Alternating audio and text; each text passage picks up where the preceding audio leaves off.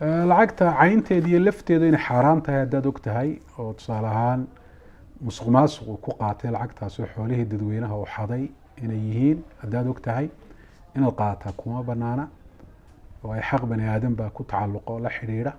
haddiise aanad ogeyn arrinkaagu uu shaki u yahay waxba shakigaasi kaaga xaaraantimoobi maayaan nebiguna calayhi salaatu wasalaam yuhuud oo ilaahay ku sheegay inay yihiin akaaluuna lisuxt ayuu wax ka iibsan jiray ka amaahan jiray saas oo kale waxay usoo hadiyeeyaanna waa aqbali jiray si u muujiya arrinta mucaamalada noocaasi inay bannaan tahay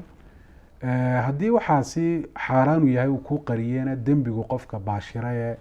xaaraanta qaatay ama xoolahaasi soo xaday ayaa dembigu uu saaran yahay adiga wax dembiya dushaada ma aha laakiin waracu wuxuu ku jiraa iyo xalaal miiradku haddii qofka aad ka shakido wixii aad ka shakido inaad iska dayso gaar ahaan haddii ay jiraan qaraayin astaamo iyo calaamado shakigaasi xoojinaya nebigu calayhi salaatu wasalaam wuxuu uhi dac maa yariibuka ilaa maa laa yariibuka wixii aad ka shakido iskaga tag waxaanad xalaalnimadiisa ka shakisanayna faraha badan u tag buuri nebigu calayhi salaatu wasalaam wallahu aclam